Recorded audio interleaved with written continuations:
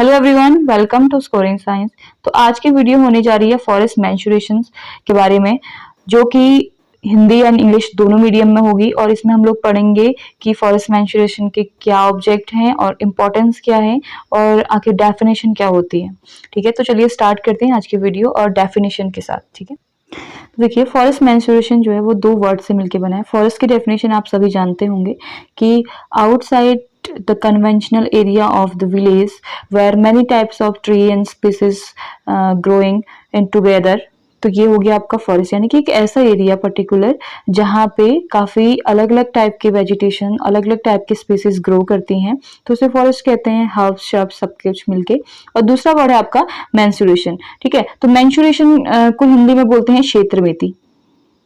ठीक है, आप सभी ने इसके बारे में मैथ्स में भी पढ़ा होगा, क्षेत्रमिति। ठीक, mensuration means measurement of length, volume, mass and time extra.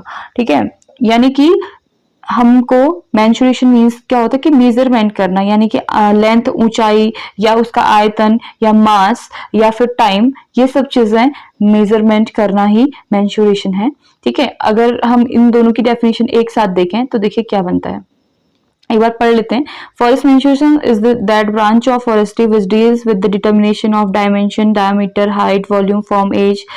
ये सारी चीजें ये आप एक बार देख लेना। अगर आप नोट्स बनाने वाले हैं तो आप इसको वीडियो को पॉज करके नोट कर सकते हैं। ठीक है, तो फॉरेस्ट मेंसुरेशन की बात होती है जहाँ पे वन क्षेत्रमिति की बात होती है, तो वहां पे ये फॉरेस्ट्री की एक ऐसी ब्रांच है जो कि निर्धारित करती है किसी भी ट्री के, या सिंगल ट्री हो या फिर पूरा स्टैंड हो ट्रीज का, उसका डायमीटर, हाइट, वॉल्यूम, फॉर्म और एज और इंक्रीमेंट कितना हो रहा है। ठीक है, फिर चाहे वो सिंगल ट्री हो या फिर स्टैंड्स में हो, यानी पूरे एक फॉरेस्ट एरिया का कर रहे हो, या फिर वो काटने के बाद भी ये चीजें हो सकती हैं। और ये मेजरमेंट स्टैंडिंग ट्रीज में भी हो सकता है, यानी जब पेड़ खड़ा है तब भी नाप हो सकती है और पेड़ के गिरने के बाद भी ये नाप हो सकती है। ठीक है, तो यही है फॉरेस्ट मेंसुरेशन की डेफिनेशन। तो देखिए अलग अलग साइंटिस्ट ने अलग अलग तरीके से डिफाइन किया गया है, तो देखिए पढ़ लेते हैं। According to Graves 1906, forest mensuration deals with the determination of the volume of logs, trees and stands with the study of increment and field। ठीक है, इनका कहना भी वही है, सेम है, कि हम किसी लॉग की वॉल्यूम को डिटर्मिनेशन कर सकते हैं। लॉग मीन्स होता है कि कोई भी एक ट्री है, ट्री के हम कुछ पार्ट्स कर देते हैं। जैसे कि अगर हम ट्री को हमने कट कर लिया, तो कट करने के बाद हम उसको क्या करते हैं, छोटे छोटे पार्ट्स में, ऐसे इस तरीके से छोटे छोटे पार्ट्स में क्या कर लेते हैं, डिवाइड कर लेते हैं। ठीक है, तो इन्हीं को बोलते हैं लॉग्स। तो इनकी हम देखते हैं कि इसकी एज क्या है, कि इस ट्री की एज क्या है जिस टाइम हमने काटा है इसको, और इसका वॉल्यूम कितना है, और ट्रीज का इंक्रीमेंट कितना हुआ है। ठीक है, तो ये सारी चीजें हम मेजरमेंट करते हैं फॉरेस्ट मेंसुरेशन में। ठीक है, फिर it is a tool that provides fact about the forest crop और individual seller, buyers, planners, managers and researchers. देखिए फॉरेस्ट मेंसुरेशन की जरूरत हमें पर्टिकुलरली इसलिए पड़ती है क्योंकि फॉरेस्ट क्रॉप हमारी जितनी भी होती है, टिम्बर हो गया, फ्यूल वगैरह, ये सारी चीजें, तो कि चाहे हम वुड को किसी भी पर्पज से लें, या हम एग्रीकल्चर के फॉर्म में लें, या फिर हम बिल्डिंग्स बनाने के लिए लें, या मार्केटिंग कोई और चीज के लिए लें, या फिर कोई भी इक्विपमेंट बनाने के लिए करते हैं, तो उसके लिए क्या होता है, एक मेजरमेंट होना जरूरी है ना। एक मेजरमेंट के बेस पे ही आप क्या कर सकते हो, लेस खरीद सकते हो और बेच सकते हो, और प्लान्स कर सकते हो। ठीक है, और साथ साथ ही एक रिसर्च भी इसमें की जा सकती है, जब उसका क्या होगा, एक पर्टिकुलर सा मेजरमेंट किया जाएगा। ठीक है,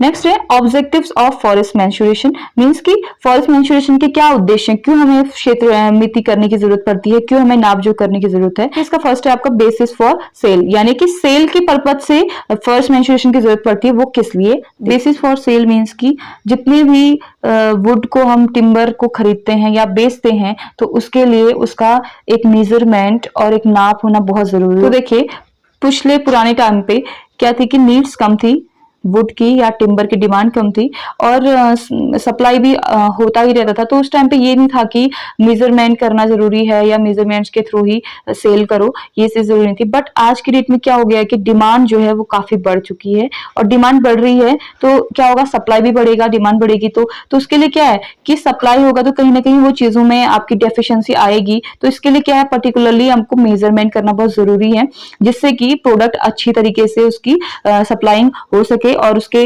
प्राइजेस भी बढ़ने लगे हैं धीरे धीरे। जितनी डिमांड बढ़ेगी उतनी सप्लाई होगी, तो इससे क्या होंगे, प्राइजेस में भी इफेक्ट पड़ेगा।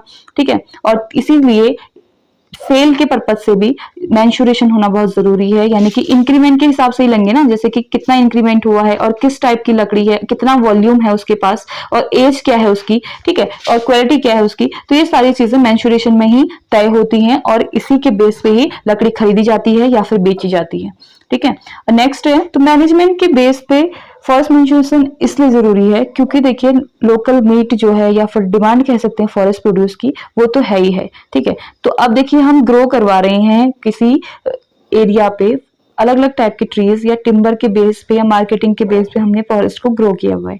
ठीक है, तो हमें क्या है, उस चीज की हम मेंटेन करें तो उस चीज की हमें नॉलेज होनी चाहिए ना, कि कितना इंक्रीमेंट हो चुका है और किस ट्री का क्या एज है, और उसी के हिसाब से उसका प्राइस भी डिटरमाइन होगा, है कि नहीं है। जो भी जितने भी फॉरेस्ट प्लांट एरिया में लगे हुए हैं उन सब चीजों का। और काफी टाइम से अभी तो इसमें टेक्नोलॉजी अच्छी नहीं आ चुकी है, यानी कि सैटेलाइट इमेजनरी के हिसाब से फोटोज ले जा सकती हैं, एरियल फोटोग्राफ्स के थ्रू फॉरेस्ट इन्वेंटरीज की जा रही है, एंड एप्लीकेबल या अलग अलग इलेक्ट्रॉनिक टेक्निक्स का यूज किया जाता है इसको मैनेज करने के लिए। ठीक है, मेजरमेंट ऑफ रिसर्च के बेस पे भी मेंस्ट्रुएशन करना बहुत जरूरी है, क्योंकि रिसर्च आप तभी कर सकते हैं ना जब आपको सही नॉलेज होगी उस ट्री के बारे में, सब कुछ पता होगा, वॉल्यूम से लेके एज से लेके कितना इंक्रीमेंट वो पर ईयर कर रहा है और डिमांड क्या है उसकी और कितना यूजफुल हमारे लिए वो है। तो उसी तरीके से क्या होगा कि उसका मैनेजमेंट भी होगा। ठीक है, और मैक्सिमम प्रोडक्शन कैसे हो सकता है इस चीज के लिए रिसर्च हो सकती है। अगर उसकी अच्छी खासी डिमांड है कोई भी ट्री की या कोई भी वुड की अच्छी डिमांड है, तो उसमें इंक्रीमेंट कैसे कर सकते हैं, तो उस चीज के बारे में भी मेंस्ट्रुएशन बहुत जरूरी है। और उसके लिए जैसे कुछ प्लांट्स होते हैं या कुछ टिम्बर्स होते हैं उसमें इन्फेक्ट हो जाता है, डिजीज वगैरह इनका अटैक होता है, तो उस चीज से बचने के लिए भी हम उस प्लांट्स को या फॉरेस्ट एरियाज को कैसे हम लोग फ्री फ्रॉम ऑफ डिजीज करें, उस चीज के लिए भी फॉरेस्ट मेंस्ट्रुएशन काफी जरूरी है। डीपली स्टडी करने के लिए आप कह सकते हैं इंपॉर्टेंट है। ठीक है, ये भी एक ऑब्जेक्टिव है, यानी कि 3 ऑब्जेक्टिव होने पर डे, सेल के बेस पे और मैनेजमेंट के बेस पे और रिसर्च के बेस पे।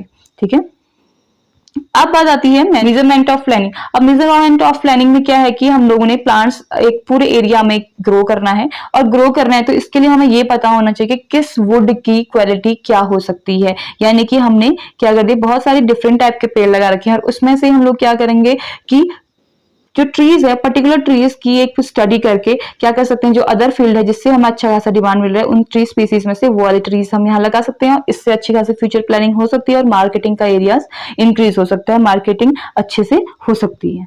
ठीक है, अब देखिए इसके स्कोप क्या क्या है। स्कोप भी ऑलमोस्ट ऑब्जेक्टिव से ही मिलते जुलते हैं। तो देखिए, wide scope as it is required every time wood is sold, converted और यूज्ड। देखो स्कोप इसलिए है क्योंकि जितने टाइम में भी लकड़ी बिकेगी या फिर या यूज होएगी लकड़ी या यूज लकड़ी का रिक्वायरमेंट बढ़ेगी, तो उतने टाइम क्या है, मेजरमेंट जरूरी है, उसका मेजरमेंट लिया जाएगा। ठीक है, अब link with the measurement problems of wild life management, water shade management, insect and disease incidents, recreation, tourism. जो इसका मेजरमेंट प्रॉब्लम है वाइल्ड लाइफ मैनेजमेंट के साथ, वाटर शेड मैनेजमेंट या इंसेक्ट डिजीज इंसिडेंट्स, ये सारे रिक्रिएशन या टूरिज्म के बेस पे है, तो वहां पे भी मेजरमेंट का स्कोप काफी ज्यादा है। ठीक है, evolutionary changes due to application of statics and modern computer instruments. देखिए अब क्या है कि काफी ऐसे इंस्ट्रूमेंट्स आ चुके हैं जिससे कि इजिली हम लोग पूरे एक फॉरेस्ट एरियाज का की पिक्चर ले सकते हैं, या हम ऐसे स्टडी कर सकते हैं जैसे कि एरियल फोटोग्राफ्स के थ्रू या फिर सैटेलाइट इमेजरीज के थ्रू हम ये देख सकते हैं कि किधर साइड बैरन एरिया है और कहाँ पे ग्रीन फॉरेस्ट है, और तरीके से हम लोग स्टैटिस्टिक्स यूज करके और कंप्यूटर इंस्ट्रूमेंट्स यूज करके स्कोप इसमें अच्छा खासा कर सकते हैं। ठीक है, अब देखिए इसका पर्पस क्या है। ठीक है, देखिए टू बाय और सेल टिम्बर प्रोडक्ट्स, जो कि चीज हमने कह ली कि सबसे मेन तो यही होता है कि खरीदना और बेचना, इसके पर्पज से भी मेजरमेंट करना हमारे लिए बहुत जरूरी होता है कि नहीं है।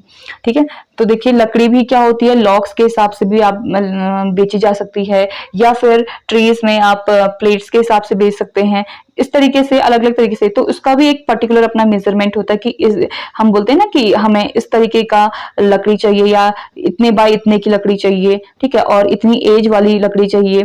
ठीक है, तो उसका सारा कुछ इंक्रीमेंट या और कितना होता है उसका, या एज क्या है उसकी, ठीक है, तो उस चीज से हम लोग उसको खरीदते हैं या फिर बेचते हैं।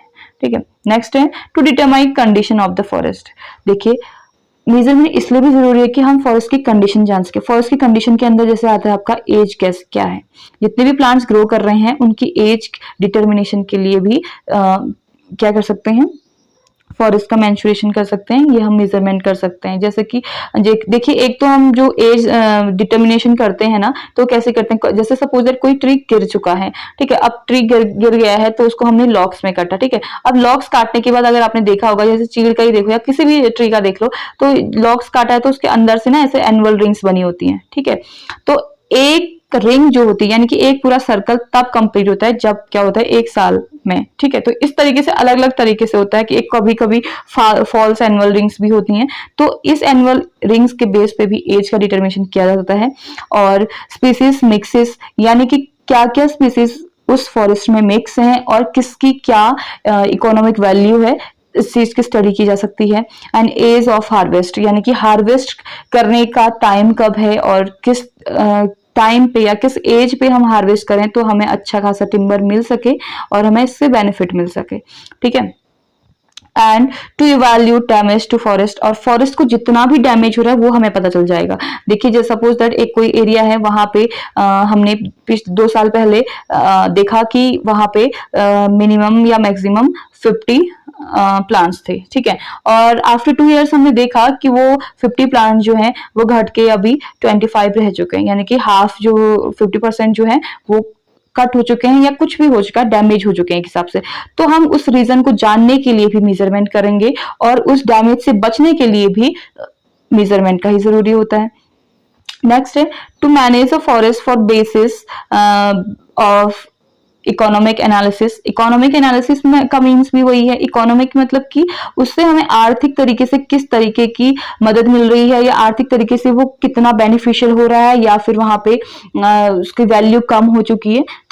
तो ये रहता है to determine the amount, value and condition of other forest resources, wildlife habitat, wetlands and water resources। और ये चीज जानने की भी कोशिश करते हैं कि फॉरेस्ट की कंडीशन क्या है, क्या वहां पे वाइल्ड लाइफ हैबिटेट अच्छे से रह पा रही है, वेटलैंड्स में क्या चल रहा है, वेटलैंड्स कैसे मैनेज हो रहे हैं, वाटर रिसोर्स का क्या सीन है, क्या वाटर रिसोर्स अवेलेबल है वहां पे उस एरियाज में, या फिर प्लांट्स को प्रॉब्लम आ रही है या प्लांट्स ग्रो कर रहे हैं, इंक्रीमेंट कर रहे हैं या डिजीज के थ्रू डैमेज होते जा रहे हैं। इस तरीके से पूरी नॉलेज और उसके बारे में स्टडी से लेके रिसर्च से लेके उसकी मार्केटिंग तक का जो पूरा मेजरमेंट होता है वही फॉरेस्ट मैंचुरेशन हो। तो चाहे ये नहीं कि सिर्फ स्टैंडिंग ट्रीज का, फिर चाहे वो स्टैंडिंग ट्री हो या फिर ट्री गिर चुका हो, उसका मेजरमेंट करना दोनों ही आता है फॉरेस्ट मैंचुरेशन के अंदर। आई होप आपको ये वीडियो अच्छी लगी होगी। अगर आपको वीडियो हेल्पफुल रही आपके लिए तो प्लीज सब्सक्राइब कीजिए एंड लाइक एंड शेयर तो फिर आप कर ही देंगे। Thanks for watching.